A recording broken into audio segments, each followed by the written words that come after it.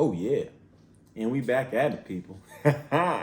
What's poppin', people? It's your man Jimmy V, and yes, welcome back to the channel. If this is your first time here, welcome. My channel is all about real estate and TV and film. I'm a serial entrepreneur located out of Los Angeles, California.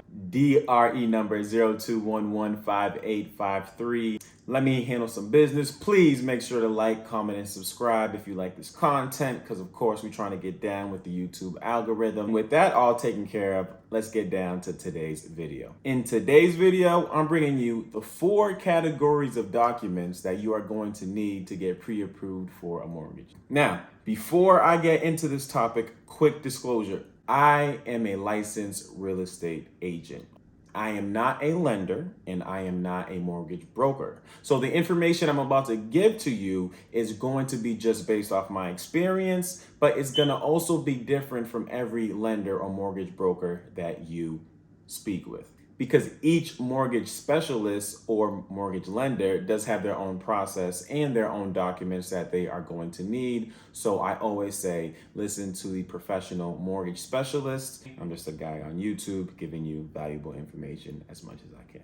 All right, let's get into the video. Number 1, income and employment documents, okay? So if you are an employee, you are going to have to provide W-2s, recent pay stubs, in the past 2 years of your tax returns. If you are self-employed, you are going to need your profit and loss statements, your past 2 years of tax returns, and also your 1099, so you can give over to the lender as well. The best thing to do is start to gather all that information, so when you actually have a chance to speak with the lender, you have those documents ready to go. Additionally, any other types of income that you may receive, for example, income from your rental properties, the bank account statements of you receiving those monthly payments, so you can use that as another form of income that you do receive. Category 2, asset statements. Okay, now these are going to be your bank account statements, your investment account statements, retirement accounts,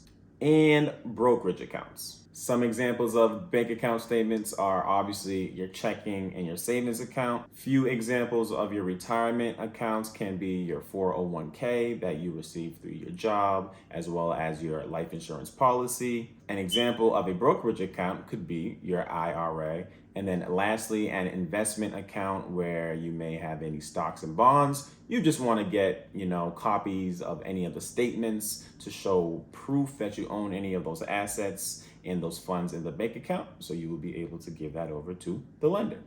The lender is going to use these statements as your proof of income, not only as the income that you receive on a monthly basis, also proof that you can afford said down payment that you're going to be using for the property. And it can be as low as 3.5%, and it can go all the way up to 20%. Category 3, monthly debt accounts.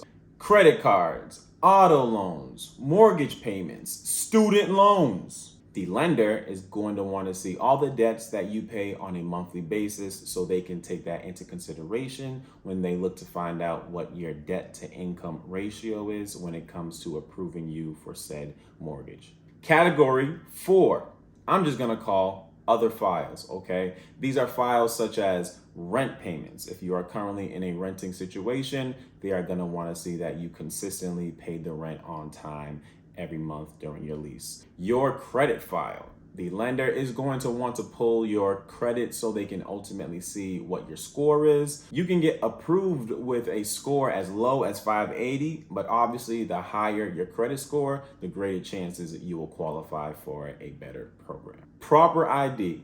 They're gonna want a copy of either your license or a passport or whatever you use to properly identify yourself.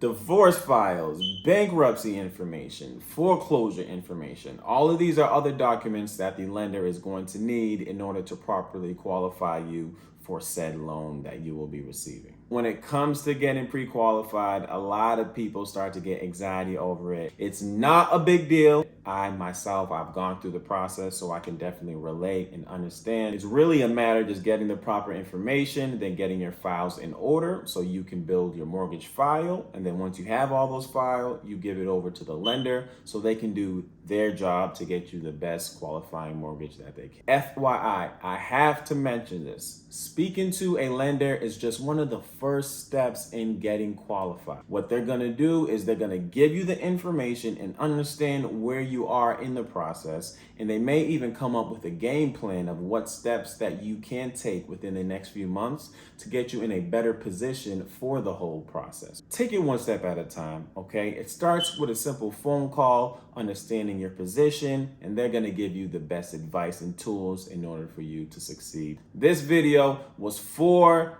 categories of documents that you're going to need to get pre-approved for a mortgage. If there are any realtors watching this, or even mortgage specialists or lenders, please comment below so we can give out the best information so we can help as many people as possible. If you like this content, please like, comment, and share.